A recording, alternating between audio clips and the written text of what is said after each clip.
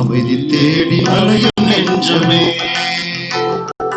அனைத்தும் இங்கு அவர் தஞ்சமே. அமைதி தேடி அலையும் நெஞ்சமே, அனைத்தும் இங்கு அவர் தஞ்சமே. நிலையான சொந்தம் நீங்காத பந்தம், நிலையான சொந்தம் நீங்காத பந்தம் அவரின்றி வேறில்லையே. அமைதி தேடி அலையும் நெஞ்சமே, அனைத்தும் இங்கு அவர் தஞ்சமே.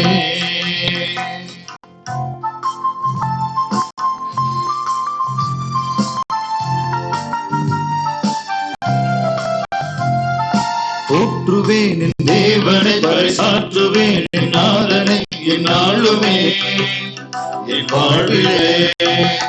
போற்றுவேன் என் தேவனை, பறைசாற்றுவேன் என் நாதனை என்னாலுமே என் வாழ்விலே. காடு மேடு பள்ளம் என்று கால்கள் சோர்ந்து அலைந்த ஆடு நாடுதே, அது தேடுதே. காடு மேடு பள்ளம் என்று கால்கள் சோர்ந்து அலைந்த ஆடு நாடுதே, அது தேடுதே. அமைதி தேடி அலையும் நெஞ்சமே, அனைத்தும் இங்கு அவர் தஞ்சமே. அமைதி தேடி அலையும் நெஞ்சமே, அனைத்தும் இங்கு அவர் தஞ்சமே.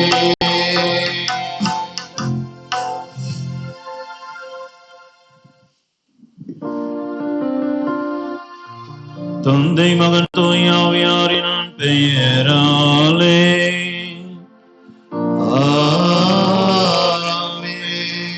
ஆண்டவராக இயேசு கிறிஸ்துவின் அருளும் கடவுளின் அன்பும் தூய ஆவியாரின் தோழமையும் உங்கள் அனைவரோடும் இருப்பதாக.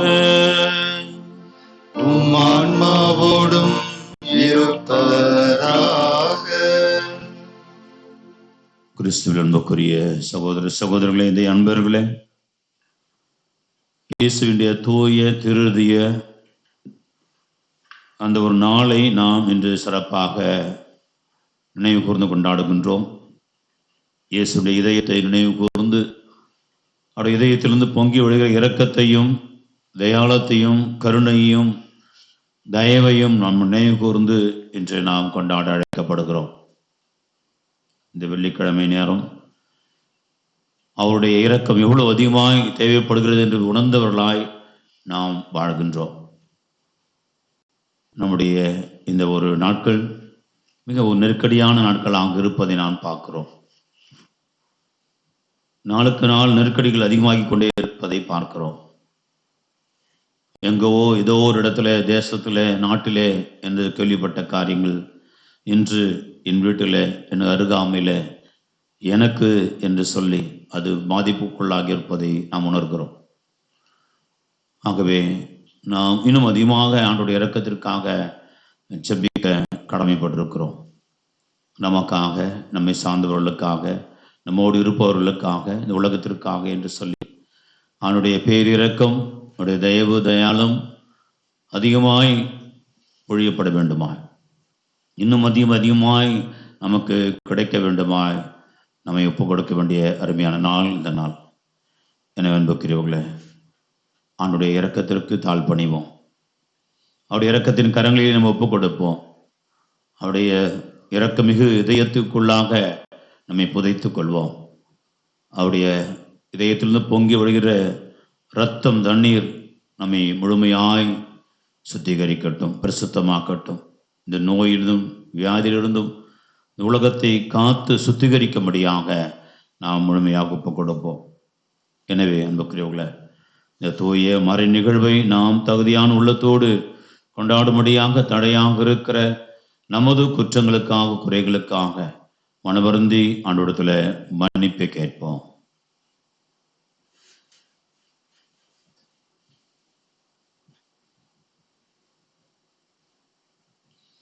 எல்லாம் வல்ல இறைவனிடமும் சகோதர சகோதரிகளிடமும் நான் பாவி என்று ஏற்றுக்கொள்கிறேன். ஏனெனில் சிந்தனையாலும் சொல்லாலும் செயலாலும் கடமையை தவறினாலும் பாவங்கள் பல செய்தேன். என் பாவமே, என் பாவமே, என் பெரும் பாவமே. ஆகையால் எப்பொழுதும் கன்னியான தூய மரியாதையும் வானதூதர் புனிதர்களையும் சகோதர சகோதரிகளை உங்களையும் நம் இறைவனாகிய ஆண்டவரிடம் எனக்காக வேண்டிக் கொள்ள மன்றாடுகிறேன். எல்லாம் இறைவன் மீது இரக்கம் வைத்து நமக்கு குற்றம் குறைகளை எல்லாம் மன்னித்து நம்மை நிலை வாழ்வுக்கு அழைத்து செல்வாராக. ஆமென்.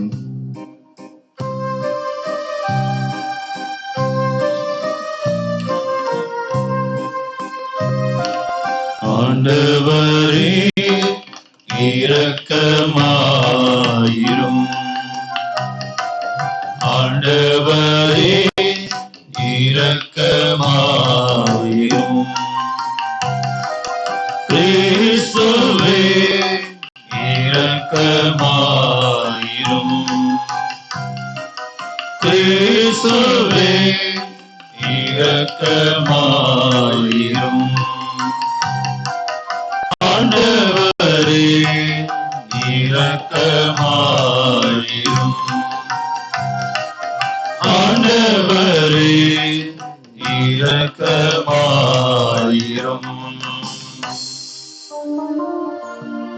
மன்றாடுவோமாக. எல்லாம் வல்ல இறைவா, அன்பார்ந்த முத்திருமகன் இதயத்தை எண்ணி பெருமை கொள்ளும் நாங்கள் தம் அன்பினால் அவர் எங்களுக்கு புரிந்து வருகின்ற வியத்தகு நன்மைகளை நினைவு கூறுகின்றோம். இவ்வாறு விண்ணக கொடைகளின் ஊற்றாகிய அத்திருத்திலிருந்து பொங்கி வழியும் அருளை நாங்கள் பெற்றுக்கொள்ள தகுதி பெறுவோமாக. உமோடு தூய ஆவியாரின் ஒன்றைப்பில் இறைவனாய் என்றென்றும் வாழ்ந்து ஆட்சி செய்கிற ஆண்டவரும் உம் திருமகனுமாக இயேசு கிறிஸ்து வழியாக உமை மன்றாடுகின்றோம்.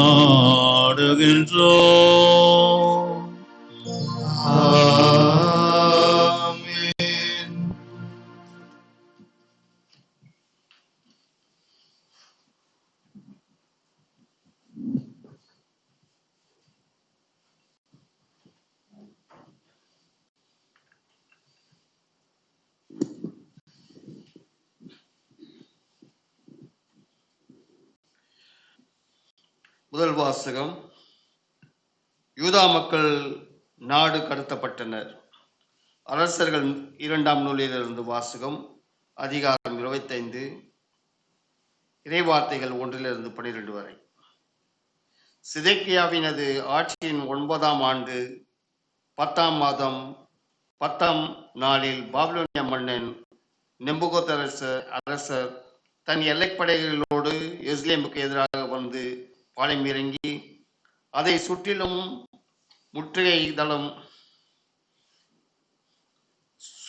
தளம் எழுப்பினான்.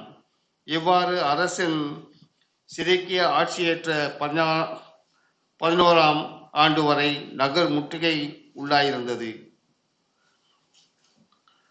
அவ்வாண்டு 4ஆம் மாதம் 9ஆம் நாள் நகரில் பஞ்சம் கடுமையாயிற்று.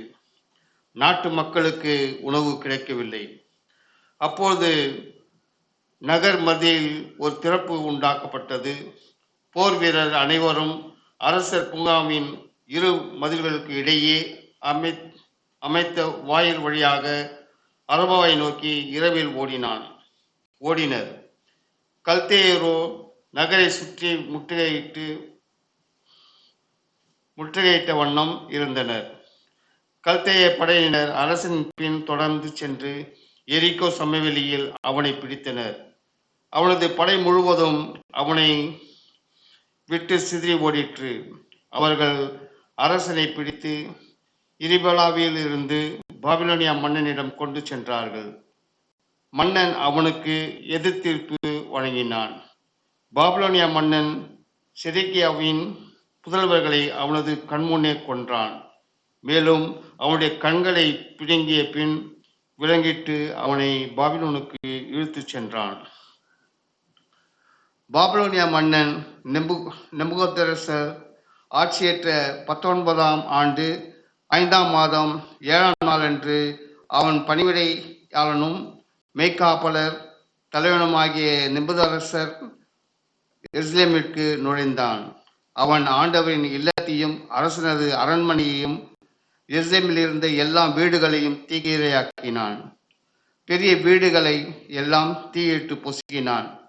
மேய்க்காப்பலர் தலைவனுக்கு இருந்த கல்தேயரின் படையினர் எருசலேமை சுற்றிலும் இருந்த மதில்களை தகர்த்தெறிந்தனர். மேய்க்காப்பலர் தலைவன் நெபுகாத்நேச்சார் நகரில் எஞ்சியிருந்த மக்கள்களையும் பாபிலோனிய மன்னனிடம் சரணடைந்து இருவர்களையும் விடப்பட்டிருந்த கைவினைகளோடு சேர்த்து நாடு கடத்தினான். மேய்க்காப்பலர் தலைவன் திராட்சை தோட்டங்களையும் வயல்களையும் கவனிக்கும் பொருட்டு நாட்டின் ஏழைகள் சிலர் அங்கே விட்டு வைத்தான். இது ஆண்டவர் வழங்கும் அருள்வாக்கு. நன்றி.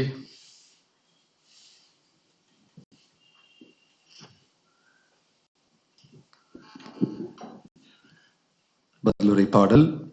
நாம் பாட வேண்டிய பதில் வரிகள்: உன்னை நினையாவிடில் என் நா மேல் வாயோடு ஒட்டிக் கொள்வதாக. உன்னை நினையாவிடில் என் நா மேல் வாயோடு ஒட்டிக் கொள்வதாக.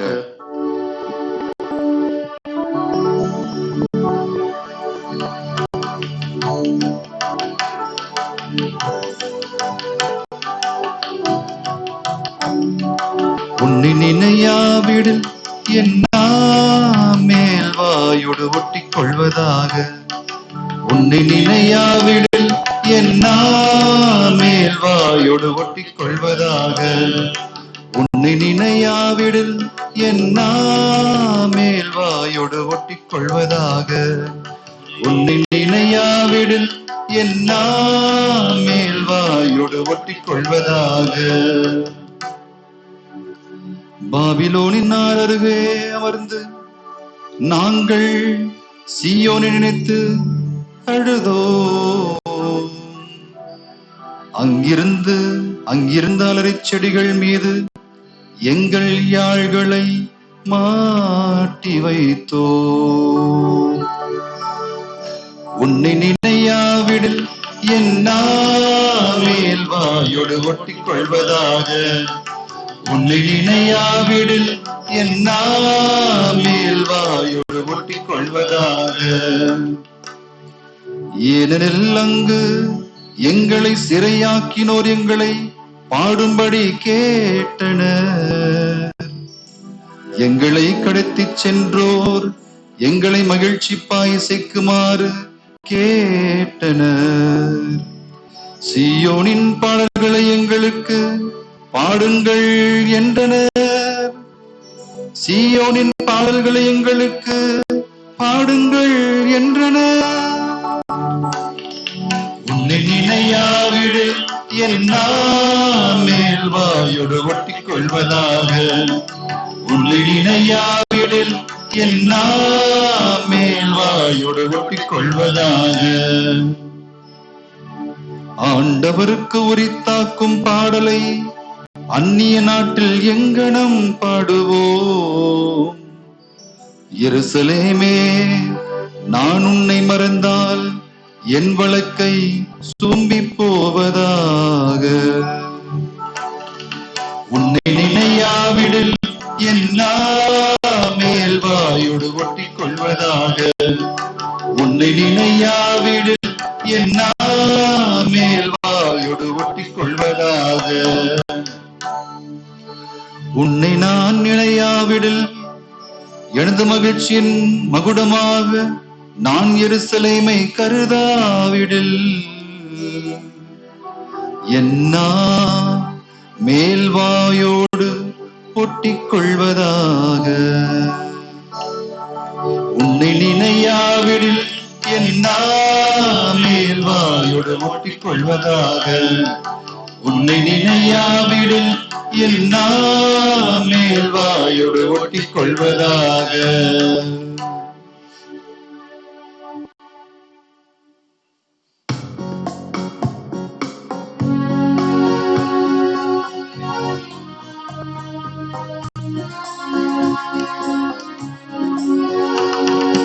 Alleluia, alleluia, alleluia, alleluia, alleluia, அல்லேலூயா அல்லேலூயா அல்லேலூயா அல்லேலூயா. ஆண்டவர் நம் பிணிகளை தாங்கிக் கொண்டார், நம் துன்பங்களை சுமந்து கொண்டார். அல்லேலூயா அல்லேலூயா அல்லேலூயா அல்லேலூயா. ஆண்டவர் உங்களோடு இருப்பாராக. உம்மானோடும் இருப்பதாக. தூய மத்தேயு எழுதிய பரிசுத்த நற்செய்தியிலிருந்து வாசகம். ஆண்டவரே மாட்சி உமக்கே. அதிகாரம் 8, இறை திருவசனங்கள் 1-4 முடிய. அக்காலத்தில் இயேசு மலையிலிருந்து இறங்கிய பின் பெருந்திரளான மக்கள் அவரை பின்தொடர்ந்தார்கள். அப்பொழுது தொழுநோயாளர் ஒருவர் வந்து அவரை பணிந்து, ஐயா, நீர் விரும்பினால் எனது நோயை நீக்க உம்மால் முடியும் என்றார். இயேசு தமது கையை நீட்டி அவரை தொட்டு, நான் விரும்புகின்றேன், உமது நோய் நீங்குக என்று சொன்னார். உடனே அவரது தொழுநோய் நீங்கியது. இயேசு அவரிடம், இதை எவருக்கும் சொல்ல வேண்டாம், கவனமாயிரும். ஆனால் நீர் போய் உம்மை குருவிடம் காட்டி மோசே கட்டளையிட்டுள்ள காணிக்கையை செலுத்தும், நீர் நலமடைந்துள்ளீர் என்பதற்கு அது சான்றாகும் என்றார். ஆண்டவரின் அருள்வாக்கு. கிறிஸ்துவே உமக்கு புகழ்.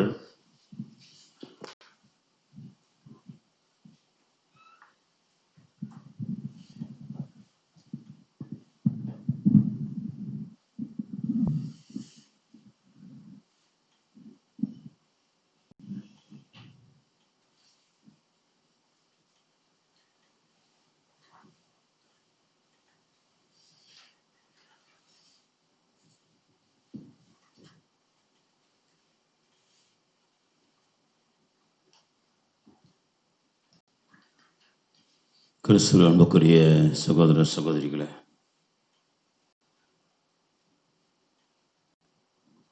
கடலிலே மீன் பிடிக்க சென்ற ஒரு சிறிய கப்பல் ஒரு 2 நாட்கள் அந்த மீன் பிடிப்புக்கு பிறகு ஒரு சிக்கலிலே மாட்டிக்கொள்கிறது. திடீரென்று கப்பலுக்கு அடியிலே ஒரு சிறிய ஓட்டை வழியாக தண்ணீர் உள்ளே வர ஆரம்பிக்கிறது.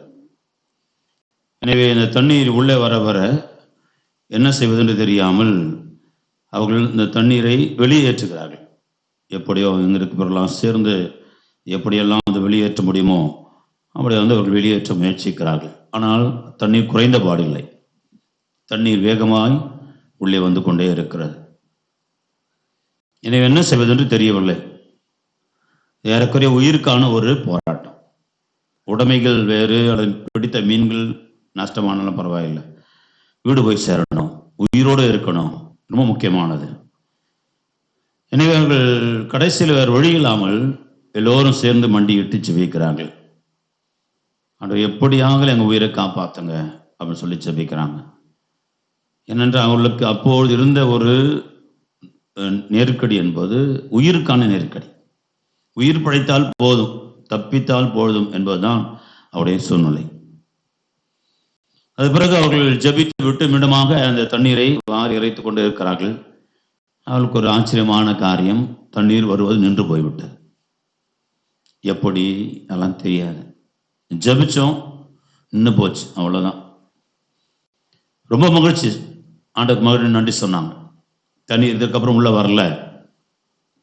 எனவே ரொம்ப மகிழ்ச்சியோடு தங்கள் மீன்களை எடுத்துக்கொண்டு அவர்கள் கரைக்கு போய் சேர்ந்தார்கள். பிறகு அவர்கள் சோதனை செய்து பார்த்தார்கள், என்ன நடந்துச்சு, அந்த ஓட்டை எப்படி இருந்துச்சு, என்ன பண்ணி பார்த்தாங்க. அப்பொழுது அவர்கள் தெரிந்து கொண்டார்கள், அந்த ஓட்டை வழியாக ஒரு பெரிய மீன் ஒன்று உள்ளே போக முயற்சித்திருக்கிறது. அந்த ஓட்டையில உள்ளே புகுகிற பொழுது என்ன ஆகும், நல்லா டைட்டா மாட்டிக்கிச்சு, அந்த ஓட்டையை அடைச்சிச்சு. எனவே தண்ணீர் உள்ளே போகாதபடி அந்த மீன் தடுத்து விட்டது. அன்புக்குரியவர்களே, பணத்தை நம்புறவங்க, தொழிலை நம்புறவங்க, அதிர்ஷ்டத்தை நம்புறவங்க என்ன சொல்லுவாங்க? அது ஒரு அதிர்ஷ்டம், அவங்களுக்கு நல்ல வேலை, மீன் வந்து காப்பாத்துச்சு என்று சொல்லுவாங்க. கடவுளை நம்புகிறவர்கள், மண்டியிட்டு ஜெபித்த அவர்கள் என்ன சொன்னார்கள்? கடவுள் எங்களை காப்பாற்றினார். நாம் திருப்பாடலில் வாசிக்கிறோம் 34. ஏழை கூவி அழைத்தான், ஆண்டவர் அவனுக்கு செவி சாய்த்தார். நெருக்கடி வேளையில நம் ஆண்டவரை நோக்கி கூவி அழைக்கிற பொழுது ஆண்டவர் நமக்கு செவி சாய்க்கிறார். அன்புக்கிறவர்களே, அப்படிப்பட்ட ஒரு நெருக்கடியான சூழலில் ஆண்டவர் நம்மோடு இருக்கிறார் என்பதை உணர்ந்து நாம் நம்மை கடவுளிடத்தில் ஒப்படைக்க கற்றுக்கொள்ள வேண்டும் என்பதுதான் இன்றைய இறைவாத்துடைய மைய பொருளாக இருக்கிறார். வழக்கமா நாம ஜெபிப்போம். என்ன ஜெபிப்போம்? நாம ஜெபிக்கிறது, விரும்பி ஜெபிக்கிற விஷயம் கடவுளுக்கும் விருப்பமாக இருக்கும். எனவே அதை உடனே பெற்றுக்கொள்வோம் இல்லையா? கடவுளுக்கு விருப்பமாக இருக்கும். இப்போ உதாரணம் பார்த்தீங்கன்னா, சாலமோன் ஜெபிக்கிறார். என்ன ஜெபிக்கிறார்? ஆண்டவரே, இந்த பெருந்திரளான மக்களை ஆள்வதற்கு என்னால் முடியாது, எனக்கு ஞானத்தை தாரும் என்று சொல்லி ஜெபிக்கிறார். ஆண்டவர் என்ன சொல்றாரு? நீ வந்து சொத்தை கேட்கல, பணத்தை கேட்கல, பொருளை கேட்கல, நகையை கேட்கல, இல்லை பகைவனுடைய வீழ்ச்சியை கூட நீ கேட்கல, ஞானத்தை கேட்கிறாய், கடவுளையே கேட்கிறாய், தூய் ஆவியை கேட்கிறாய். எனவே எல்லாவற்றையும் இதுவும் சேர்த்து உனக்கு எல்லாவற்றையும் சேர்த்து கொடுக்கிறேன் என்று சொல்லி ஆண்டவர் அவனை ஆஸ்வதிப்பதை பார்க்கிறோம். எனவே அவன் கேட்பது கடவுளுக்கு விருப்பமாய் இருக்கிறது. ரெண்டு பேருமே அதை மிக ஒரே மாதிரியான காரியங்களை கேட்பதனால ஆண்டவர் மனமும் வந்து இந்த ஆசீர்வாதங்களை அள்ளி கொடுப்பதை நாம் பார்க்கிறோம். இது ஒரு வகை. இரண்டாவது வகை பார்க்கிறோம், கடவுள் விரும்புகிறார், அது நானும் ஜெபிக்கிறேன்.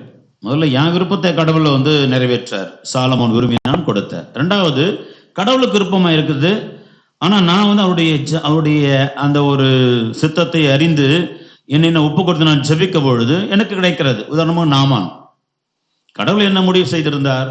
அவன் 7 முறை போயிட்டு யோர்தானில மூழ்கி எழுந்திருக்க வேண்டும், இருந்தால் அவனுக்கு நலம் கிடைக்கும், சுகம் கிடைக்கும். முதல்ல அப்படி இப்படின்னு சொல்லிட்டு கொஞ்சம் அவருடைய எல்லாத்தையும் ஒரு கெத்தெல்லாம் காமிக்கிறார். கடைசியா இந்த ஒரு சின்ன காரியத்தை உங்களால் செய்ய முடியாதா என்ற ஊழியர்கள் சொல்லும் பொழுது அவன் மூழ்கி எழுந்திருக்கிறான். கடவுள் அவனுக்கு வகுத்த திட்டம் அது. நீ இப்படி வந்து குளித்து எழுந்தால்தான் உனக்கு சுகம் கிடைக்கும். எனவே அவன் அதோடு ஒத்துழைக்கிறான். அதை அறிவிக்கப்பட்ட பிறகு கூட தயக்கத்தினால் அது பிறகு அவன் உழந்து அதை ஒத்துழைக்கிற பொழுது அவன் நலம் பெற்றுக் கொள்கிறான். எனவே கடவுள் விரும்புகிறார், விருப்பத்தை அறிந்து நாம் ஜெபிக்கிற பொழுது, ஒப்பு கொடுக்கிற பொழுது நாம் நலத்தை பெற்றுக்கொள்ள முடியும், சுகத்தை பெற்றுக்கொள்ள முடியும், அதிசயங்கள் அற்புதங்களை காண முடியும். இது இரண்டாவது வகை. மூன்றாவது வகை, என் விருப்பத்துக்கு இடமே கிடையாதாங்க, நான் விரும்பலாங்க நடக்க போறது கிடையாது. கடவுள் விருப்பம் வைத்தால் மட்டுமே நடக்கும், அவர் விரும்பினா மட்டும்தான் நடக்கும், வேற வழி கிடையாது எனக்கு. அதாவது என்னுடைய நிர்கதியான நிலை சொல்லுவாங்க, நிர்கதியான நிலை, கைவிடப்பட்ட நிலை, நெருக்கடி, அப்படிப்பட்ட ஒரு நெருக்கடி, எங்கும் எப்படியும் தப்பித்துக் கொள்ளவே முடியாத ஒரு நெருக்கடி. எப்படி திரும்பினாலும் நான் தப்பிக்க முடியாது, என்னை சூழ்ந்து இருக்கிறது. யோசித்து பாருங்க, இந்த கொரோனா காலம் அப்படிதான் இருக்குது. நமக்கு எங்க திரும்பினாலும் முடியாது, தப்பிக்க முடியாது. இப்ப எல்லாரையும் பார்த்து ஒருத்தர் சந்தேகப்பட வேண்டியதாகுது, வரவன் கொரோனாவில் வருவானோ சந்தேகப்பட வேண்டியதாகுது, எல்லாருமே பார்த்து சந்தேகப்பட வேண்டியதாகுது. யாராவது சொந்தக்காரங்க வரேன்னு சொன்னாலே ரொம்ப பயப்பட வேண்டியதாகுது, ஐயோ வரவங்க என்ன பண்ண வருவாங்களோ. அதனால அப்படி ஒரு விதமான ஒரு பதற்றத்துக்குள்ளே வாழ்கிறோம், நெருக்கடிக்குள்ளாக வாழ்கிறோம். எந்த இடத்துல நம்ம தப்பிச்சு ஓட முடியாது, எங்க தப்பிக்க முடியாது. முன்னாடிலாம் இங்க தப்பிச்சா வேற ஃபாரின் போய் கண்டலாம், எல்லாம் எவ்வளவு போய் கொள்ளடிச்ச வேலைலாம் ஃபாரின்லாம் காணலாம். எல்லாத்தையும் சுருட்டி மடைக்குன்னு மொத்தமாக 20 ரூபா ஓடிட்டு இவங்களும் தப்ப விட்டு பண்ணுவாங்க இல்லையா, ஓடி போயிட்டு அவங்க அங்க ரொம்ப சுகபோக வாழ்க்கை வாழ்ந்து கொண்டோம். அப்பதான் வாழ்ந்தாங்க, இப்ப முடியாது. அதுவும் எங்க ஓடினாலும் சரி கொரோனாக்களை மாட்டிதான் ஆகணும், கொரோனாக்களை தப்பிக்க முடியாது. அப்படி ஒரு நெருக்கடியான ஒரு சூழ்நிலை நாம் சிக்கி கொண்டிருக்கிறோம். 4 பக்கம் நெருக்கடி, எப்படின்னு தப்பிக்க முடியாது, எங்கேயும் தப்பிக்க முடியாது. அப்படிப்பட்ட நெருக்கடி அன்புக்குரியவர்களை 4 அடைக்கப்பட்ட நிலை. யோசித்து பாருங்க, இந்த வருஷம் நிறைய தற்கொலை. நான் தற்கொலைன்னா வருஷம் தான் நடக்குது, இதெல்லாம் பெரிய விஷயம் இல்லை. இந்த வருடம் பார்த்தீங்கன்னா பெரிய பெரிய பணக்காரன் தற்கொலை பண்ணிக்கிறான், இருக்கப்பட்டவன், சொத்துக்கள் உடையவன், பயங்கரமா அப்படியே தன்னுடைய வசதிகளோடு வாழ்கிற ஒருவன் தற்கொலை பண்ணிக்கொண்டு சாகிறான். ஏன் நடக்குது? பணம் கைவிட்டதனால் வந்தது, பொருள் கைவிட்டதனால் வந்தது, நஷ்டம் தோல்வி எதனால? தொழில் இல்லை, நஷ்டம் தோல்வி சந்திக்க முடியாமல் வந்தது. அவன் இப்படி பணத்தை நம்பி அல்லது மனிதனை நம்பி அல்லது பலவிதமான பொருட்களை நம்பி தன் வாழ்க்கை தொலைத்து விட்டதனால், அதிலேயே அவர்கள் குறியாக இருந்ததுனால அந்த தோல்வியை அவர் சந்தித்திருக்கிற தற்கொலை என்ற முடிவுக்கு வந்திருக்கிறார்கள். இதான் உண்மை அன்புக்குரியவங்கள. ஹிட்லர் என்ற ஒரு பெரிய ஒரு கொடுங்கோல் ஆட்சியனை நாம் கேள்விப்பட்டிருப்போம். ஜெர்மனியில பெரிய ஒரு மிகப்பெரிய, அவனை போல இந்த உலகத்துல ஒரு கொடுங்கோல் ஆட்சியை யாரும் செய்திருக்க முடியாது. கொடுமையாய் ஒரு மனுஷன் எப்படி சாவடிக்கலாம் அவன் தான் கத்துக்கணும். அப்படி ஹிட்லர் தற்கொலை செய்து கொண்டு செத்து போனான். பெரிய ஒரு ஆட்சியாளர் அவன் தற்கொலை செய்து கொண்டுதான் செத்து போனான். ஆகவே தன் அதிகாரத்தை நம்பி, பணத்தை நம்பி, பொருளை நம்பி, தன்னுடைய மனிதனை நம்பி, தன்னோடு இருக்கிற படையை நம்பி வாழ்ந்தவன் எல்லாம் தற்கொலை படி சேர்த்துக்கு போகிறான். எப்படி முடியும்? ஏன்? நெருக்கடி. அப்படிப்பட்ட ஒரு நெருக்கடி, சாவுக்குள்ளான நெருக்கடி, உயிருக்கான ஒரு நெருக்கடியை அவர்கள் அனுபவிப்பதை நாம் பார்க்கிறோம். அன்புக்குரியவர்களே, விவிலியத்துல கூட நிறைய பேரை நம்ம பார்க்கிறோம். விவிலியத்துல கூட நிறைய நெருக்கடியான சூழ்நிலையில வாழ்ந்திருக்கிறார்கள். உதாரணமா பாத்தீங்கன்னா தொடக்க நூல் 17:17 ஆண்டவர் ஆபிரகாமை சந்திக்க வருகிறார். அப்போ சந்திக்க வருகிற பொழுது அங்கே ஆபிரகாம் அவருடைய வயது பாத்தீங்கன்னா எனக்கு 100 வயசு, இந்த அம்மாவுக்கு சாராவுக்கு 90 வயசு. அப்போதான் ஆண்டவர் சந்திக்க வர்றாரு. அப்போ அவர் அந்த இளவேனிய காலத்தில் ஆண்டவர்களே 3 பேராக வராங்க. ஒருத்தர் கூட இல்லை, தந்தை மகன் தூயாய் 3 பேராக வராங்க, சந்திக்கிறாங்க. அப்போ ஆண்டவர் சொல்றாரு, சாரா உனக்கு நீ ஒரு குழந்தை பேர், அடுத்த வருடம் வரும்போது குழந்தை இருக்கான்னு சொல்றாரு. அந்த அம்மா சிரிக்கிறாங்க. என்ன சொல்லி சிரிக்கிறாங்க? அபிரகாமா தான் சொல்றாரு. அபிரகாமா சிரிக்கலாம்னா, நானா கிழமை, எனக்கு 100 வயசு, சாராவுக்கு 90 வயசு, கர்ப்பப்பை செத்து விட்டது, கர்ப்பப்பை செத்து விட்டது, எங்களுக்காக குழந்தை பிறக்க போகுது. அபிரகாம் அதைதான் நினைக்கிறாரு. ஆனா அபிரகாம் ஒரு வேண்டுதல் வைக்கிறார், இஸ்மாயில் வாழ்ந்தாலே போதும் வேண்டுதல் வைக்கிறாரு. ஆனா அதை சாரா சிரிச்சுறாங்க. கேள்வி எனக்கு போய் குழந்தை பிறகு சொல்றாங்க, சிரிச்சுறாங்க. எல்லாம் தான் சிரிப்பாங்க கண்டிப்பா. ஆண்டவர் சொல்ற இல்ல, ஆண்டவர் சொல்லுகிறார், நான் ஒன்று சொல்றேன், அடுத்த வருடம் வருகிற பொழுது உனக்கு ஒரு குழந்தை பிறக்கும், குழந்தை இருக்கும். இருந்துச்சு. நெருக்கடி தான். இயற்கை முடியாது, மருத்துவத்தால் முடியாது, உடல் அமைப்பு முடியாது, எல்லாம் அடைக்கப்பட்ட நிலை தான், நெருக்கடி தான். ஆனா ஆண்டவர் சொல்றாரு, உனக்கு குழந்தை பிறக்கும். பிறந்தது. இன்னொரு நிகழ்ச்சியை நம்ம பார்க்க, அரசராகமும் முதல் புத்தகம் 19:4 வாசிக்க. எலியா ஓர் இரவு முழுசும் நடந்து போறார். நடந்து போயிட்டு அது பிறகு என்ன பண்றாரு, பயந்து ஓடுறார், உயிருக்கு பயந்து ஓடுகிறார் எலியா. அப்படி பயந்து ஓடி போயிட்டு அவர் ஜபிக்கிற ஜபத்தை பாருங்க. அச்சமுற்று தம் உயிரை காத்துக்கொள்ளுமாறு தப்பி ஓடினார். அது பிறகு அவர் பாலை நிலைத்து ஒரு நாள் முழுவதும் பயணம் செய்தார். அங்கே சூறைச் செடியில் அடியில் படுத்துக் கொண்டு தாம் சாக வேண்டும் என்று பின்வருமாறு மன்றாடினார். எவ்வளவு பெரிய இறைவாக்கினர். சாகணும்னு சொல்லி ஜபிக்க. என்ன சொல்லி ஜபிக்கிறாரு? ஆண்டவரே, நான் வாழ்ந்தது போதும், என் உயிரை எடுத்துக்கொள்ளும். நான் என் மூதாதையரை விட நல்லவன் அல்ல, என் மூதாதையரோட எங்க அப்பா அம்மாவோட நான் நல்லவெல்லாம் கிடையாது, எனவே என் உயிரை எடுத்துக்கொள்ளும் என்று சொல்லி பின்னர் அவர் சூறைச்செடியின் அடியில் படுத்து தூங்கிக் கொள்கிறார். பாலைவனம், யாரும் கிடையாது, உயிரை காப்பாற்ற யாரும் கிடையாது. ஆனால் ஆண்டவர் தன் தூதனை அனுப்பி, வான தூதனை அனுப்பி அவருக்கு ரொட்டியும் தண்ணியும் கொடுத்து எழுந்து சாப்பிடு ஆண்டவர் சொல்றாரு. 2வது முறையும் எழுந்து சாப்பிடு, ரொம்ப தூரம் நடக்கணும், எழுந்து சாப்பிடு என்று சொல்கிறார். அவர் சாப்பிட்டு விட்டு 40 நாள் 40 இரவு ஓரே மலையை நோக்கி நடக்கிறார். அதான் நற்கருணையுடைய முன் அடையாளம். அது நற்கருணையுடைய முன் அடையாளம். சாதாரண வானதூதன் கொண்டு வந்த ஒரு உணவு 40 நாள் 40 இரவு நடப்பதற்கான வல்லமை கொடுத்திருக்கிறது. அப்ப ஆண்டவரே அவரே உணவாக வருகிற நற்கருணை உண்கிற ஒருவனுக்கு எவ்வளவு வல்லமை கிடைக்கும் என்பதுதான் நாம் புரிந்து கொள்ள வேண்டிய ஒரு முன்னேற்பாடான ஒரு நிகழ்வாக இது நமக்கு கொடுக்கப்பட்டிருக்கிறார். அவர் நடக்கிறார். அரசராகமும் முதல் புத்தகம் 19:4 நாம் அதை வாசிக்கிறோம். அதே போல பாத்தீங்கன்னா எசேக்கியாங்கிற அரசர் 2-3 நாளுக்கு முன்னாடி ஒரு வாசகம் வந்துச்சு. இரண்டாவது புத்தகம் அரசராகவும் 19:9 வாசிக்கிறோம். அந்த அசிரிய மன்னன் சொல்லுகிறான், எசேக்கியா நீ உன் கடவுளை நம்பி இருக்காத, அதாவது உன்னுடைய நாடு அசிரிய மண்ணில் கையில் அகப்படாது என்று சொல்லுகிற உன் கடவுள் பேச்சை நம்பி ஏமாந்து விடாதே என்று தன் தூதனை அனுப்புகிறான். மடல் கொடுத்துட்டு தூதனை அனுப்புறான். அந்த கடவுளை நம்பில ஏமாந்துடாதையா, அதெல்லாம் கடவுள் சும்மா, அதெல்லாம் உன் வேலைக்கு ஆகாது. உன் சொல்லுகிற உன் கடவுளை நம்பி ஏமாந்து விடாதே, நீ என் கையில் மாட்டிக்கொள்வாய், உன் கையில் அகப்பட்டுக் கொள்வாய் என்று மிரட்டுகிறான். அப்போ உடனே எசேக்கியா என்ன செய்யறான், அந்த மடலை கொண்டு போயிட்டு ஆண்டவருடைய பீடத்துல வச்சுட்டு, ஆண்டவரே மற்றவங்க எல்லாம் பொய் தெய்வங்களா இருக்கலாம், அல்ல சிலைகளா இருக்கலாம், நீ உயிருள்ள கடவுள் தானே, உம்மிடத்திலே நான் இப்படிப்பட்ட ஒரு செய்தி வந்திருக்குது என்று விட்டு அவன் அழுது கதறி ஆண்டவரத்தில் ஒப்பு கொடுக்கிறான். அன்று இரவு ஆண்டவர் தன் தூதனை அனுப்பி 1,40,000 மேலான வீரர்களை கொன்று குவிக்கிறான். அந்த சிறியமன் திரும்பி ஓடுகிறான். அவன் திரும்பி ஓடுகிறான். நெருக்கடி தான், உயிருக்கான நெருக்கடி, விரட்டல். ஆனா அன்புக்கிறவர்கள், கடவுளை நம்புகிறவர்களுக்கு அந்த கட்டங்களை, அந்த சூழ்நிலையை கூட நம்ம தாண்டி வர முடியும் என்பதற்கான ஒரு உதாரணங்கள். மீண்டுமாக நாம் வாசிக்க எல்லாரும் தெரிந்த ஒரு நேற்றைய தினத்தில் நம்ம கொண்டாடியத நேற்று முந்தாள் கொண்டாடணும். லூக்கா நற்செய்தி 1:13 வசனம். செக்கரியா எலிசபெத்.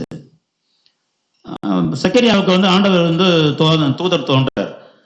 செக்கரியா உன்னுடைய மன்றாட்டு கேட்கப்பட்டது. என்ன மன்றாட்டு கேட்கப்பட்டது? நீ குழந்தை பெற போற, உன் மனைவி உனக்கு குழந்தை பெற்றெடுக்க போகிறாள்.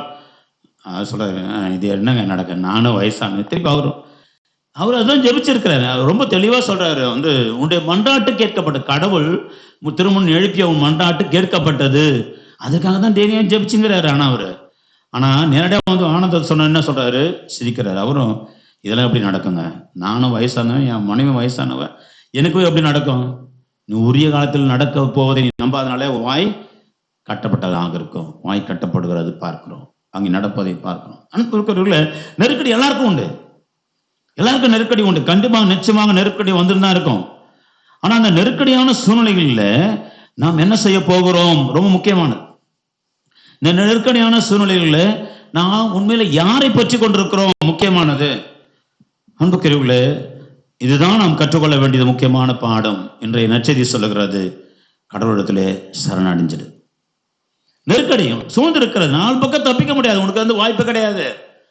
எனவே அப்ப என்ன செய்யும், கடவுளிடத்துல சரணடைஞ்சிடும், அவ்வளவுதான். ஆண்டவரே நீரே எதின் கதி, நீரே எனக்கு எல்லாம் சொல்லிட்டு சரணடைஞ்சிடணும். அப்படி நாம் சரணடைகிற பொழுது நிச்சயமாக அங்க பெரிய அதிசயங்களை, அற்புதங்களை நம்மால் பார்க்க முடியும் என்பது இன்றைய மனிதன். அந்த தொழுநோயாளன் ஆண்டவரிடத்துல வருகிறான். மத்தேயு நற்செய்தி 8ஆம் அதிகாரத்தில் வாசிக்கிற இன்றைய நற்செய்தி. அவனுக்கு வேற வழி கிடையாது. அவனுக்கு இயற்கை கைவிட்டது, சமுதாயம் கைவிட்டது, குடும்பம் கைவிட்டு விட்டது, யாரும் அவனை காப்பாற்ற முடியாது, அவன் தொழுநோயில் அவன் விடுவிக்கவே முடியாது. அவனுக்கு ஒரே ஒரு காரியம் மட்டும் இருந்துச்சு, கடவுளிடத்துல சரண. எனவே தான் சொல்கிற ஆண்டவர் மண்டியிட்டு, ஆண்டவரே நீர் விரும்பினால் என்னை குணமாக்கும் ஆள்கூடும். நீங்க நினைச்சா மட்டும் தான் நடக்கும். நான் நினைச்சாலும் ஒண்ணும் கிடையாது, இல்ல நான் ஆசைப்படுறதுல கூட ஒண்ணும் கிடையாது, நான் ஜபிச்ச ஒண்ணு நடக்க போறது கிடையாது. ஏன்னா உங்களுடைய இறக்கம் இருந்தால் மட்டும்தான் எனக்கு ஏதாவது நடக்க முடியும். ஆண்டவர் நீர் விரும்பினால் மட்டுமே எனக்கு இது நடக்க முடியும் என்ற நெருக்கடியில, உயிருக்கான அந்த நெருக்கடியில ஆண்டவர் முன்னால் அவன் தாழ் பணிந்து அவன் ஒப்பு கொடுப்பதை பார்க்கிறோம். அன்புக்குரியவர்களே, இப்படி நிறைய பேர் இருக்கிறாங்க ஆண்டவரோட நம்பி வாழ்ந்தவங்க. சாரிபாத்துடைய கைம்பெண், இந்த சாரிபாத்துல வந்த கைம்பெண் சொல்றாங்க, ஐயோ ஒரு சிறங்கை மாவு இருக்கிறது, கொஞ்சம் எண்ணெய் இருக்கிறது, இதை நானும் என் மகனும் சாப்பிட்டு சாங்க வேண்டியதுதான் அப்படின்னு சொல்றாங்க. எலியா சொல்றாரு, நீ போ, முதல்ல எனக்கு சுட்டு தருவா.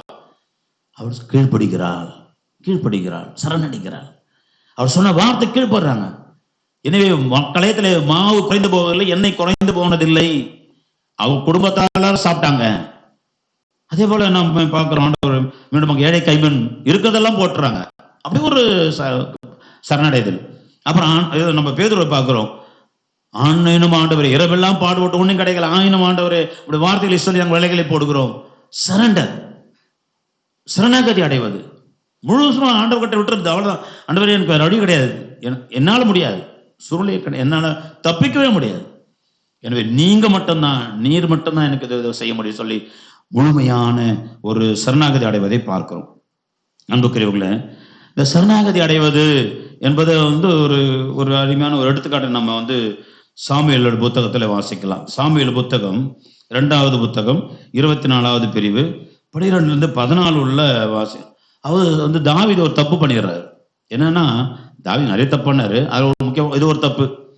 என்ன தப்புன்னா வந்து கணக்கெடுப்பார். எத்தனை படை வீரர் இருக்காங்க அப்படின்னு சொல்லிட்டு தன்னுடைய பலத்தை கணக்கெடுப்பார். அவர் கடவுளை நம்பாமல் அவனோட மனிதன் மீது நம்பிக்கை வைத்ததுனால ஆண்டவர் தண்டிப்பார். அப்போது நடக்கிறது தான் ஆண்டவர் சொல்றாரு. ஆண்டவர் கூறுவது, உன் மீது 3 தண்டனைகளை நான் குறிப்பிடுகிறேன், நீ ஒன்றை தேர்ந்தெடு, அப்படி நான் செய்வேன். காது தாவீது வந்து அவரிடம் பேசி வெளிப்படுத்தியது, உனது நாட்டில் 7 ஆண்டுகள் பஞ்சம் வரட்டுமா? முதல் காரியம், முதல் தண்டனை. 2வது, என் எதிரிகள் உன்னை பின்தொடர 3 மாதம் நீ தப்பியோட வேண்டுமா? 2வது தண்டனை. 3வது, உன் நாட்டில் 3 நாள் கொள்ளை நோய் ஏற்படலாமா? என்னை அனுப்பியவருக்கு நான் பதில் மொழி சொல்ல என்னன்னு சொல்லுன்ட்டு அந்த காது என்ற இறைவாக்கினர் சொல்றார். அப்பொழுது அவர் சொல்றாரு, நான் மிகவும் வேதனையுற்றுள்ளேன், ஆண்டவரது கையில் நாம் விழுவோம், ஏனில் அவரது இரக்கம் பெரிது, மனிதர் கையில் விழ வேண்டாம் என்று தாவீது கூறினார். அப்ப சரணடைவது என்ன? மனுஷன் கையில மாட்டிக்கிற பணத்து கையில மாட்டி நாம் செத்து போவதை விட கடவுள் கையிலே மாட்டிக்கொள்ளும், அவருடைய கையிலே ஒப்பு கொடுப்போம். அதான் சரணடைவது. ஆக அன்புக்குரிய சரணடைவதில் ரொம்ப ஜாக்கிரதையா இருக்கணும். நிறைய பேர் பணத்தை நம்பிதான் நிறைய பேர் சரணடை செத்து போயிருக்கிறோம். பொருளை நம்பி ஆண்ட சொல்ல செல்வ பெருக்கிறவருக்கு வாழ் வராது. ஆகவே நாம் பொருட்களை நம்பி மனிதர்களை நம்பி சபிக்கப்பட்டவன் என்று சொல்லி வாசிக்கிறோம். ஆகவே பொருட்களை நம்பி மனிதர்களை நம்பி அல்லது அந்த பதவி பட்டங்களை நம்பி அதிகாரத்தை நம்பி வாழ்ந்தோம் என்று சொன்னால் நிச்சயமாக நம்ம நெருக்கடிகளுடைய வேலையில நமக்கு உதவியா இருக்க முடியாது. ஆனால் தாவீதை போல நம் கடவுள் கையிலே அகப்படும், கடவுள் கையில ஒப்பு வைப்போம், கடவுள் கையில அவருக்கு என்ன விருப்பமோ சித்தமோ செய்யட்டும். என்னால நம்மளால தப்பிக்க முடியாது. கடவுளுடைய இரக்கம் பெரியது, எனவே அவருடைய இரக்கத்தினுடைய கரங்களில் ஒப்பு கொடுப்போம் என்று சொல்லி அங்க தாவீது சரணடைவதை பார்க்கிறோம். ஆண்டவரும் அவருக்கு வந்து அந்த ஒரு தண்டனை அவரை செலக்ட் பண்ணி கொடுக்கிறார். அன்புக்குரிய அடுத்ததை மீண்டும் பார்க்கிறோம். இப்படி நானும் சரணடைவது என்ன நடக்குது? முக்கியமானது சரணடை என்ன நடக்குது அன்புக்குரியவர்களே? நான் சரணடைகிற பொழுது என் பிரச்சனை சிறிதாய் மாறுகிறது, என் கடவுள் நான் பெரிதாய் இருக்கிறேன். என் பிரச்சனையோட நான் பெருசா நிற்கிறேன். எனக்கு முன்னாடி அந்த பிரச்சனை ஒண்ணு இல்லாம போகுது. இதுதான் உண்மை. நான் சரணடைகிற பொழுது என் கடவுளே எனக்கு முன்னால் நிற்கிற பொழுது என் கடவுளுக்கு முன்னால அந்த பிரச்சனை ஒண்ணும் கிடையாது, தூசி. ஆகவே என் கடவுளுக்கு முன்னால் அது வந்து தூசியாக சிறியதாய் மாறுகிறேன். நான் மலை போல் நினைச்ச பிரச்சனை, என்ன தப்பிக்கவே முடியாது நினைச்ச பிரச்சனை, என் கடவுளோடு நான் சேர்ந்து நிற்கிற பொழுது, கடவுளோடு நான் சரணாகதி அடைகிற பொழுது, என் கடவுளை என் சார்பாக நிற்கிற பொழுது அந்த பிரச்சனை ஒன்றும் இல்லாமல் சிறிதாக இருக்கிறது, பார்ப்பதற்கு சின்னதா இருக்குது. அதுதான் உண்மை அன்புக்குரியவர்களே. கோலியாத் தாவீது பார்க்கிறோம். தாவீது சின்ன பையன், தம் துண்டு பையன், கோலியாத் எவ்வளவு பெரிய ஆளு. அவன் மிரட்டுக்கிறான். எல்லாமே சவுல் உட்பட எல்லாம் பயந்து போய் உட்கார்ந்துக்கிறாங்க. அப்பேற்பட்ட அந்த இடத்துல தாவீது போயிருக்கிறான். ஆண்டவர் என்று உன்னை என் கையில் ஒப்புவிக்கிறார். நீ இகழ்ந்த அந்த கடவுளின் பெயரால் வருகிறேன், இது ஆண்டவரின் போர். இது அதாவது என்ன சொல்றான் தாவீது? முக்கியமான ஒரு காரியத்தை சொல்றான். ஆண்டவரை மீட்பது வாளினாலும் ஈட்டினாலும் அல்ல. ஆண்டவருக்கு அதெல்லாம் தேவையில்லை. அவன் சொல்றான், வாளினாலும் ஈட்டினாலும் ஆண்டவர் நாம் மீட்டுக் கொள்வதில்லை என்று மக்கள் உணர்ந்து கொள்ள வேண்டும். இன்று நீ உணர்ந்து கொள்ள வேண்டும் என்பதற்காக சொல்கிறான். ஆண்டவருக்கு அதெல்லாம் தேவைப்படாது. நான் ஆண்டவர் பெயரால் வருகிறேன், இது ஆண்டவரின் போர், அவர் உன்னை என் கையில் ஒப்படைப்பார். அவ்வளவு பெரிய கோலியாத்து விழுந்து போனான், செத்து போனான். ஒரு சிறிய கூழாங்கல்ல செத்து போனான், கவன்களில அவன் செத்து போகிறான். அன்புக்குரியவர்களே, எவ்வளவு பெரிய ஒரு காரியமாக, எவ்வளவு பெரிய மலை போல துன்பமாக இருக்கட்டும், நெருக்கடியா இருக்கட்டும், நீ உன் கடவுள் முன்னாடி தாழ்த்துவாய் என்று சொன்னால் பேதுரு சொல்கிறார், உன்னை உன் கடவுள் முன்னாடி தாழ்த்தி ஒப்புக்கொடு, அவர் ஏற்ற காலத்தில் உன்னை உயர்த்துவார். ஆகவே அந்த கடவுள் முன்னால் நீ ஒப்பு கொடுக்கிற பொழுது, சரணாகதி அடைகிற பொழுது அந்த பிரச்சனை நெருக்கடி மிக மிக சர்வ சாதாரணமான சின்ன பிரச்சனையாக மாறி போகும். நீ பார்ப்பதற்கு நீ மேலிருந்து பார்ப்பாய், அது சிறிதாய் தோன்றும். உன் கடவுளிலிருந்து பார்ப்பாய், அது மிகச் சிறிதாய் இருக்கும். அதை நீ மிதித்து நடக்க முடியும். ஆக அன்புக்குரியவர்களே, இதுதான் கடவுள் மீது நம்பிக்கை வைப்பவர்களுடைய மிகப்பெரிய ஒரு ஆசீர்வாதமாக இருக்கிறது. நாம அதை தான் திருப்பி பார்க்கிறோம். நிறைய நம்முடைய வெளியத்துல பார்க்கிறோம். செங்கடல் பிளக்கிறது, எப்படி கடந்து போக தெரியல, ஆனா வழிவிடுகிறது. யோர்தான் நதி வழிவிடுகிறது. எரிக்கோ கோட்டை உடைகிறது. சிறை கதவுகள் உடைக்கப்பட்டு எல்லாரும் துதிக்கிறார்கள், ஜெபிக்கிறார்கள். நாங்கள் சீலாவும் அங்க பவுல் வெளியே வருவதை பார்க்கிறோம். அங்க அப்படி தொடர்ச்சியாக ஆண்டவர் நம்மை விடுவிக்கிறவராக இருக்கிறார். எனவே அன்புக்குரியவர்களே, ஆண்டவர் மீது நம்முடைய நம்பிக்கை வைப்போம். திருப்பாடல் 34 4 முதல் 7 உள்ள வசனங்களை நாம் வாசிக்கிறோம். மிக அருமையான வசனங்கள். துணை வேண்டி நான் ஆண்டவரை மன்றாடினேன், அவர் எனக்கு மறுமொழி பகர்ந்தார். எல்லா வகையான அச்சத்தினின்றும் அவர் என்னை விடுவித்தார். அவரை நோக்கி பார்த்தோர் மகிழ்ச்சியால் விழுந்தனர், அவர்கள் முகம் அவமானத்துக்கு உள்ளாகவில்லை. இந்த ஏழை கூவி அழைத்தான், ஆண்டவர் அவனுக்கு செவிசாய்த்தார். அவர் எல்லா நெருக்கடி நின்றும் அவனை விடுவித்து காத்தார். அன்புக்குரியவர்களே, அதுதான் திருப்பாடல் 34:6 வாசிக்கிறோம். 4-6. அப்போ ஆண்டவர் நம்மை அப்படிப்பட்ட விதமாய் நம்மை பாதுகாக்கிறார். மீடமாக அதிலே வசனம் சொல்லுகிறது, ஆண்டவருக்கு அஞ்சு வாழ்வோரை அவர் தூதர் சூழ்ந்து நின்று காத்திடுவார். திருப்பாடல் 91:10 வாசிக்கிறோம் இல்லையா? வாதை உன் கூட அர்த்தம், அது தீங்கு உனக்கு நேரிடாது. ஏன்? உன் பக்கம் 1000 பேர் விட்டோம், 10,000 பேர் விட்டோம், எதுவும் உன்னை தாக்காது. அவர் தன் தூதர்களை கொண்டு உன்னை பாதுகாக்கிறார். உன் கால்களில் மோதாதபடிக்கு அவர்கள் உன் கரங்களிலே உன்னை தாங்கிக் கொள்வார்கள். அன்புக்குள்ளே அப்படிப்பட்ட ஒரு அருமையான ஆண்டவர் தான் நம்முடைய ஆண்டவர். நம்பிக்கை வைப்போம், சரண அடைவோம். நம்முடைய நெருக்கடி பெரிது. இந்த காலத்தில் நிறைய பேர், நிறைய குடும்பம் நெருக்கடிக்குள்ளாக இருக்கிறோம். மன நெருக்கடி, பண நெருக்கடி, தொழில் நெருக்கடி, குடும்பத்திலே நெருக்கடி, உறவுல நெருக்கடி, ரொம்ப சோர்ந்து போய், தளர்ந்து போய், உடைந்து போய் இருக்கிறோம். ஆண்டவரத்துல சரணாகதி அடைய கற்றுக்கொள்வோம். மீண்டுமாக திருப்பாடல் 18:4-6 நாம் வாசிக்கிறோம். சாவின் கயிறுகள் என்னை இறுக்கின, அழிவின் சூழல்கள் என்னை மூழ்கடித்தன, பாதாள கயிறுகள் என்னை இறுகி சுற்றி இருக்கின, சாவின் கண்ணிகள் என்னை சிக்க வைத்தன. இந்நெருக்கடி வேளையிலே நான் ஆண்டவரிடம் மன்றாடினேன். இந்த நேரத்தில் நான் ஆண்டவர்கிட்ட நான் ஜெபிச்சேன். சொல்றார், என் கடவுளை நோக்கி கதறினேன், கடவுள் நோக்கி கதறினேன். அவர் தம் கோவில் என்று அவர் என் குரலை கேட்டார், என் கதறல் அவர் செவிகளுக்கு எட்டியது என்று சொல்லி அவர் சொல்வதை பார்க்கிறோம். ஆக அன்புக்குரியவர்களே, ஆண்டவர் நம்முடைய கதறலை கேட்கிறார். அவர் நம்முடைய எல்லா விதமான நெருக்கடியும் பார்க்கிறார், வேதனைகளை பார்க்கிறார், நம்முடைய படுகிற துன்பங்களை பார்க்கிறார். அவரிடத்துல சரணாகதி அடைக்கிற போது, அவரை மட்டுமே பற்றி கொள்கிற பொழுது பெரிய விடுதலை, பெரிய அதிசயம், பெரிய ஒரு அற்புதம் என் குடும்பத்துல நிச்சயமா நடக்கும், என் வாழ்க்கையில் நிச்சயமா நடக்கும். அவர் நம்மோடு இருக்கிறார். நம்முடைய கடவுள் இந்த உலகத்தில் இருக்கிற அவனை விட, இந்த உலகத்திற்கு எல்லா ஆட்டி படித்துக் கொண்டிருக்கிற இந்த தீமைகள் வருவிக்கிற அவனை விட நம் கடவுள் பெரியவராக இருக்கிறார். விசுவசிப்போம், நம்புவோம், சரணடைவோம், சரணாகதி அடைவோம். அவருடைய கரங்களிலே தஞ்சம் புகுவோம். எனவே அவரே நம்மை காத்து விடுவித்து உயர்த்துவார். மீண்டும் பேதுரு சொன்னதை ஞாபகப்படுத்திக் கொள்வோம். ஆண்டவர் முன் உன்னை தாழ்த்து, அவர் உன்னை ஏற்ற காலத்தில் உன்னை உயர்த்துவார். ஆமென்.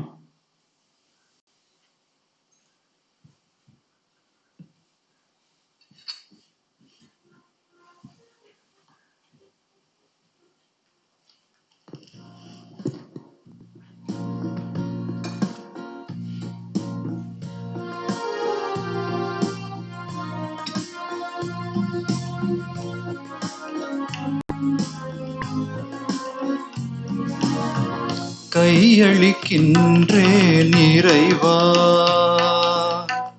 கையளிக்கின்றேன் இறைவா, எந்தன் மெய்ப்பொருளாவி அனைத்தையும் உமக்கு கையளிக்கின்றேன் இறைவா.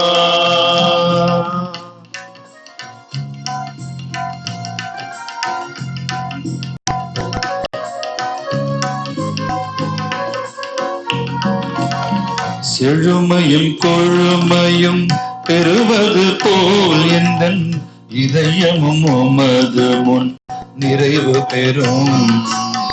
செழுமையும் கொழுமையும் பெறுவது போல் எந்தன் இதயமும் உமது முன் நிறைவு பெறும்.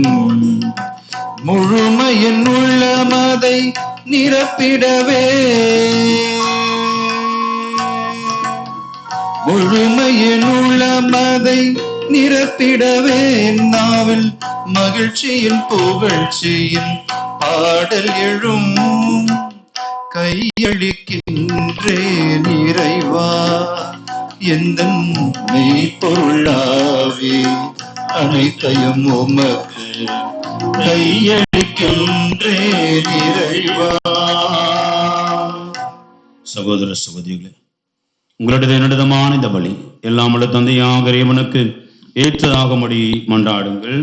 ஆண்டவர் தம் திருப்பெயரின் புகழ்ச்சிக்காகவும் மாட்சிக்காகவும் நமது நன்மைக்காகவும் புனித திரு அவையின் அனைத்து நன்மைக்காகவும் உமது கையிலே பலியை ஏற்றுக்கொள்வாராக. ஆண்டவரே, அன்பார்ந்தும் திரும்பவுடைய இதயத்தில் சொல்லற்க அன்பை கண்ணோக்கி அருளும். அதனால் நாங்கள் ஒப்பு கொடுப்பது உமக்கு உகந்ததாகி எங்கள் பாவங்களுக்கு கழுவாயாக அமைய அருள் புரிவீராக.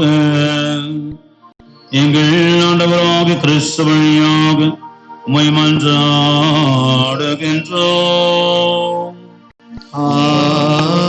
ஆமென். ஆண்டவர் உங்களோடு இருப்பாராக.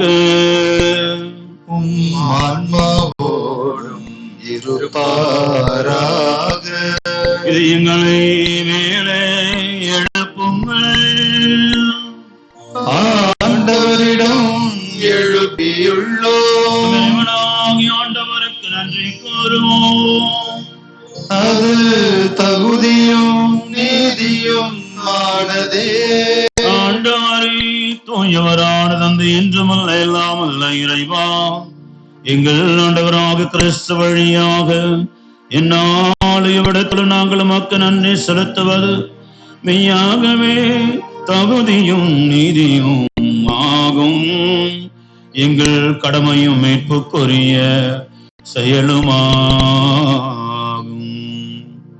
சிலுவையில் உயர்த்தப்பட்ட கிறிஸ்து வியப்புக்குரிய அன்பினால் தம்மை எமக்காய் கையளித்தார். குத்தி திறக்கப்பட்ட விழாவில் இருந்து ரத்தமும் தண்ணீரும் ஒழிந்தோட செய்தார். இதிலிருந்து திரு அவையின் அருளாடையாளங்கள் வெளிப்பட்டன. இவ்வாறு மீட்பரின் திறந்தரை திரும் அனைவருக்க பெறவும் மீட்பளிக்கும் ஊற்றுகளிலிருந்து மகிழ்ச்சியுடன் முகந்து கொள்ளவும் செய்தருளினார். ஆகவே புனிதர்வான தூதர் அனைவருடன் சேர்ந்து நாங்களும் புகழ்ந்தேத்தி முடிவின்றி பாடுவதாவது.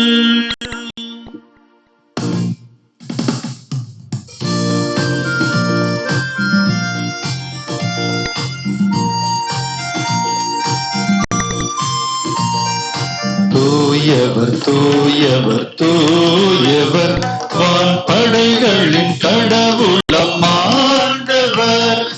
விண்ணகமும் மண்ணகமும் உமது மாட்சியால் நிறைந்துள்ளன.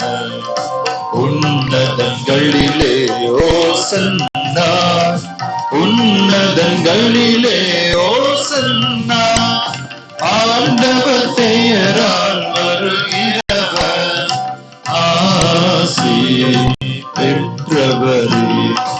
உன்னதங்களிலே ஓசன்னா, உன்னதங்களிலே ஓசன்னா. ஆண்டவரே, மெய்யாகவே தூயவர், தூய்மை அனைத்திற்கும் ஊற்று. ஆகவே நம்முடைய ஆவியை பொழிந்து காணிக்கைகளை தூய்மைப்படுத்த வேண்டுகிறோம். இவ்வாறு எங்கள் ஆண்டவர் இயேசு கிறிஸ்துவின் உடலும் இரத்தமாகவே எங்களுக்கு மாறுவனவாக. அவர் பாடுபட உள்ளம் கனிந்து தம்மை கையளித்த போது அப்பத்தை எடுத்து நன்றி செலுத்தி அதை விட்டு தம் சீடருக்கு அளித்து அவர் கூறியதாவது: அனைவரும் இருந்து பெற்று உண்ணுங்கள், ஏனெனில் இது உங்களுக்காக கையளிக்கப்படும் என் உடல்.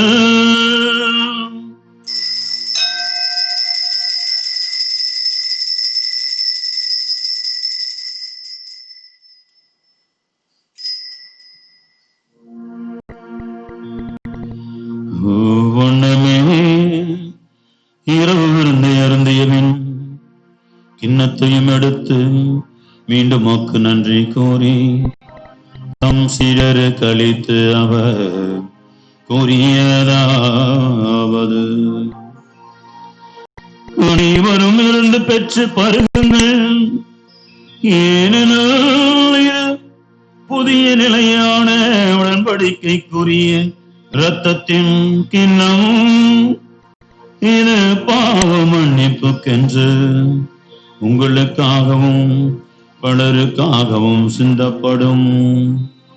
இதை என் நினைவாக செய்யுங்கள்.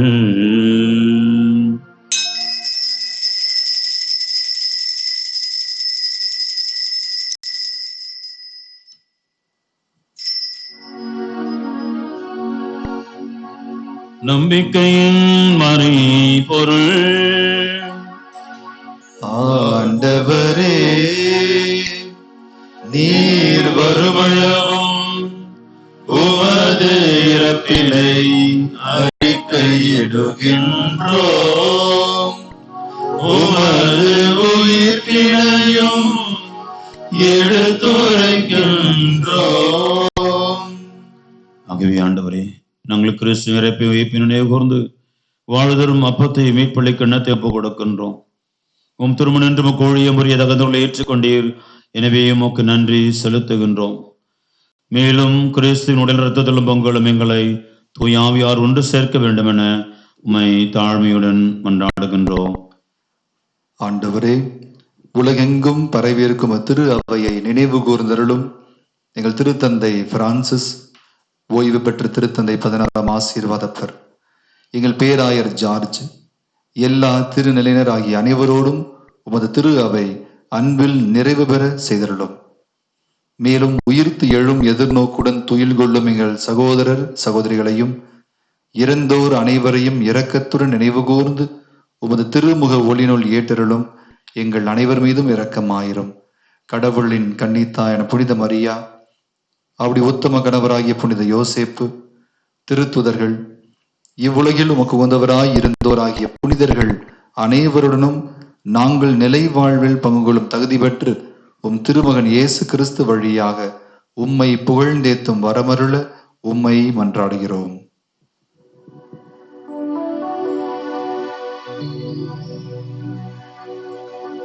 இவர் வழியாக இவரோடு இவரில் எல்லாம் இறைவனாகிய தந்தையே, தூய ஆவியாரின் ஒன்றைக்கும் எல்லா புகழும் ஆட்சியும் என்றென்று உமக்கு உரியதே.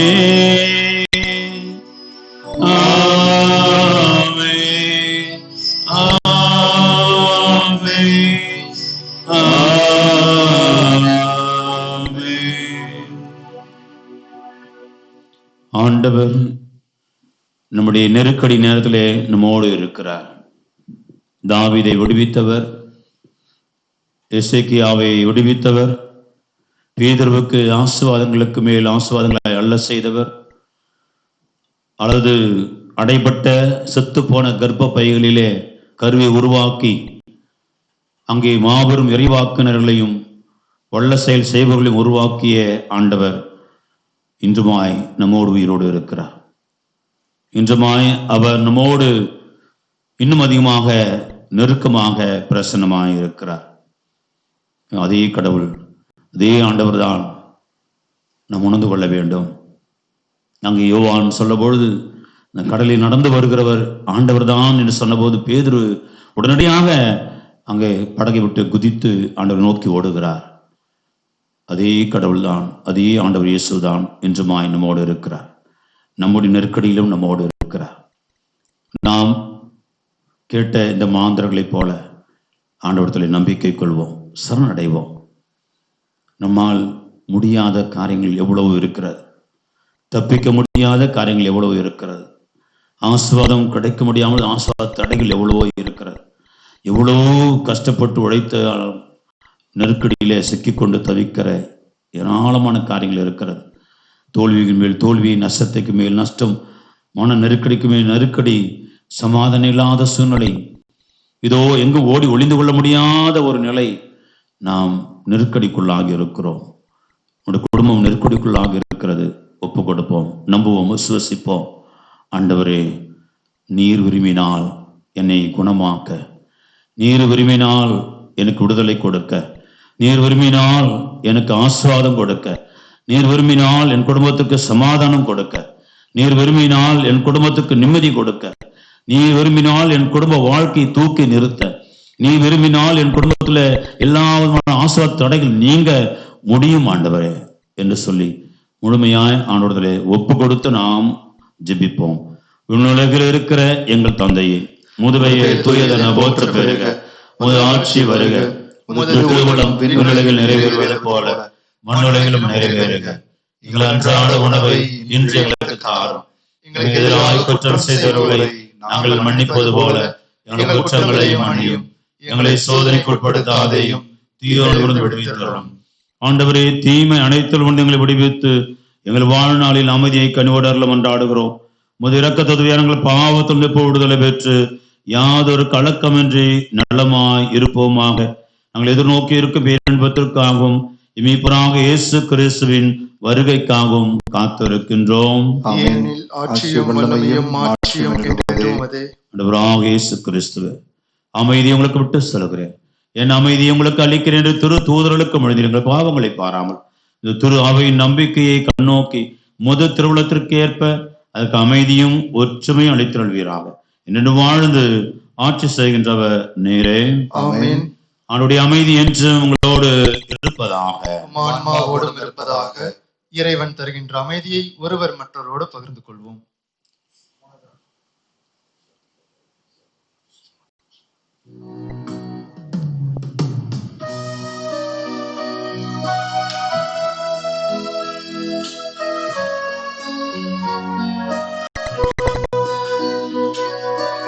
உலகின் பாவம் போக்கும் இறைவனின் செம்மறியே,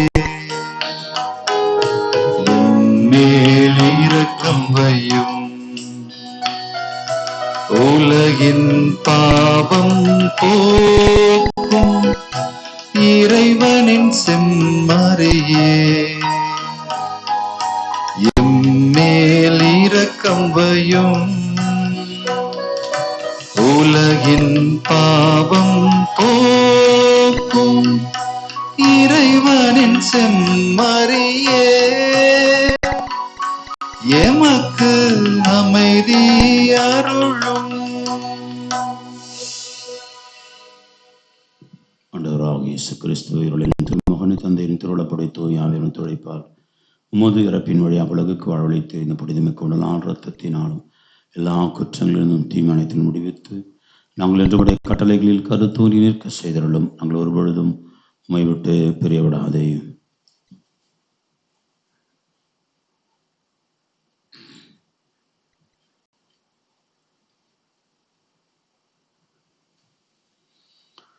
இதோ இறைமகன் இயேசு கிறிஸ்து குற்றங்கள், பலவீனங்கள், பாவங்கள் எல்லாம் போக்குகின்ற இறைவனின் செம்மறி நம்மை என்றும் விடுவிக்கும்படியாக, நம் நெருக்கடியிலிருந்து விடுவித்து வாழ்வு கொடுக்கும்படியாக நம்மோடு கூட இருக்கிற உயிருள்ள ஆண்டவர் நம்மை தேடி வருகிறார். விருந்து கழைக்க பெற்ற நம் அனைவரும் பேறு பெற்றோர். ஆண்டவரே, நீர் என்னிடத்தில் எழுந்தருளி வர நான் தகுதியற்றவன், ஆனால் ஒரு வார்த்தை மட்டும் சொல்லிவிடும், என் ஆன்மா நலமடையும். கிறிஸ்துவின் தொடர்பை காத்து நிலை வாழ்வு அளிப்பதாக. ஆமென்.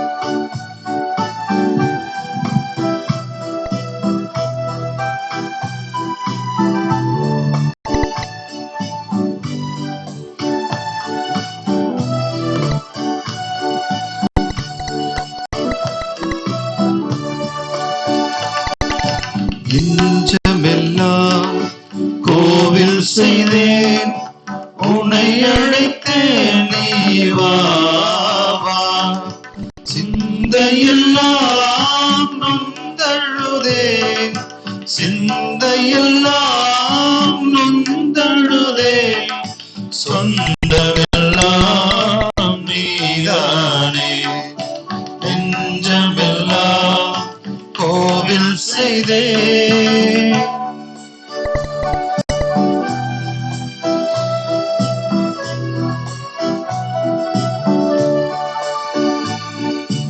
அன்பு மொழி பேசும் இன்பமோக நேசம் என்னாலும் நண்பன் நீயே. அன்பு மொழி பேசும் இன்பமோகில் இயேசு என்னாலும் நண்பன் நீயே. கண்ணின் மணி போல காத்திடுவோனே, கண்ணின் மணி போல காத்திடுவோனே, உன் அன்பு ஒன்றே நான் வேண்டினேன், நெஞ்சமெல்லாம் கோவில் செய்தே.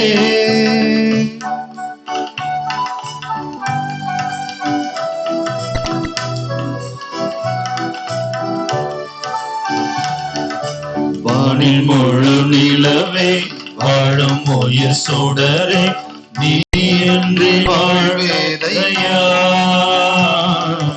வானின் முழு நிலவே வாழும் உயிர் சுடரே, நீ என்று வாழ்வேதையா. ஆடி வரும் தென்றலில் ஆடிடும் மலராய், பாடி வரும் தென்றலில் ஆடிடும் மலராய், உன்னாசி தந்தால் மகிழ்வேனையா. நெஞ்சமெல்லாம் கோவில் செய்தேன், உன்னை அழைத்தேன் நீ வா. சிந்தையெல்லாம் நொந்தழுதே, சிந்தையெல்லாம் நொந்தழுதே, என் சொந்தமெல்லாம் நீதானே, நெஞ்சமெல்லாம் கோவில் செய்தே.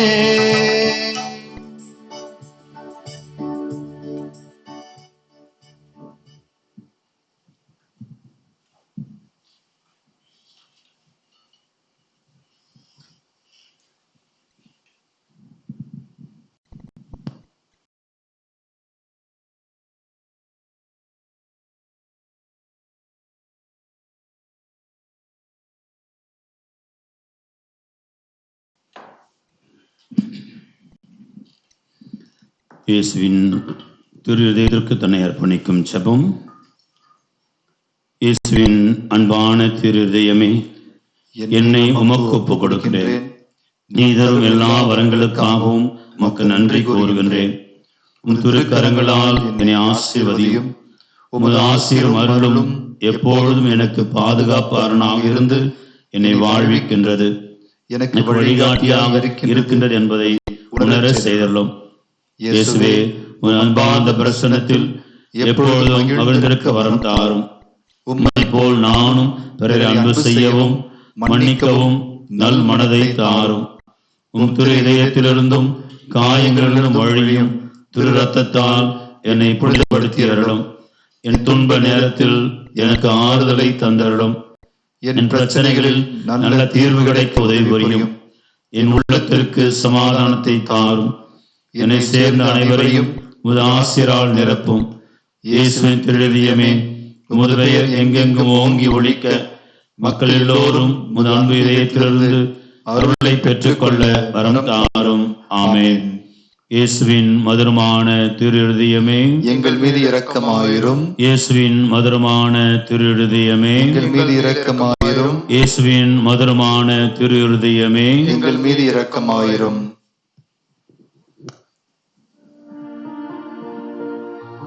மன்றாடுவோமாக.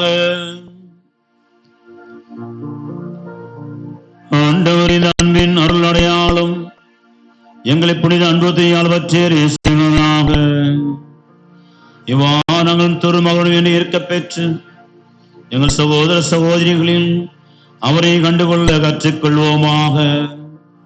என்றென்று வாழ்ந்து ஆட்சி செய்கின்ற அவர் வழியாக உம்மை மன்றாடுகின்றோம்.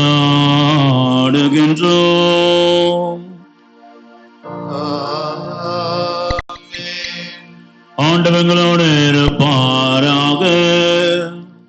உம் ஆன்மாவோடும் இருப்பாராக. எல்லாம் வல்ல இறைவன் தந்தை மகன் தூயாவியார் உங்களை ஆசீர்வதிப்பாராக. ஆமென். இறைவனின் அன்பில் நிலைத்தவர்களாய் சென்று வாருங்கள். திருப்பலி நிறைவேறிற்று. இறைவனுக்கு நன்றி.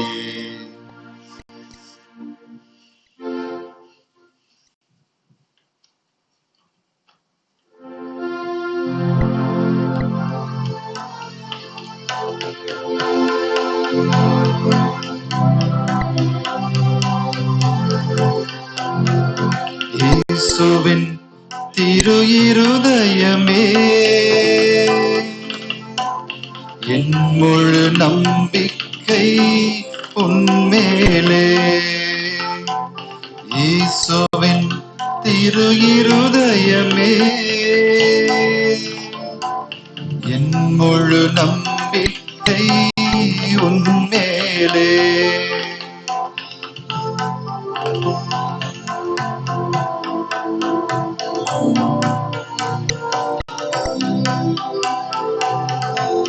உன்னை பிரிந்த நாளில் எல்லாம் என் உள்ளத்தில் வாட்டம் கண்டேன். என் உள்ளத்தில் வாட்டம் கண்டேன். உன்னை பிரிந்த நாளில் எல்லாம் என் உள்ளத்தில் வாட்டம் கண்டேன். என் உள்ளத்தில் வாட்டம் கண்டேன். உம்முடனே இனி என்றும் உயிராய் இணைந்திருப்பேன். உம்முடனே இனி என்றும் உயிராய் இணைந்திருப்பேன். இயேசுவே சரணம் என்பேன். என்னில் வாழ்வது நீ என்பேன். இயேசுவின் திரு இருதயமே, என் முழு நம்பிக்கை உன்மேலே.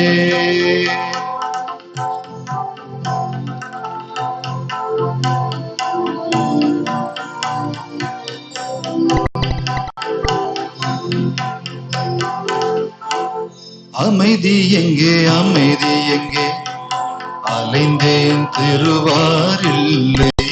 தேடி அலைந்தேன் தருவாரில்லை. அமைதி எங்கே, அமைதி எங்கே, அலைந்தேன் தருவாரில்லை. தேடி அலைந்தேன் தருவாரில்லை. அமைதி தரும் திரு இதயம் உன்னை அறிந்தும் அணுகவில்லை. அமைதி தரும் திரு இதயம் உன்னை அறிந்தும் அணுகவில்லை. நீ என்னை தேடி வந்தாய், நெஞ்சில் நிம்மதி எனக்கு தந்தாய். இயேசுவின் திரு இருதயமே, என் முழு நம்பிக்கை உன்மேலே. இயேசுவின் திரு இருதயமே, என் முழு நம்பிக்கை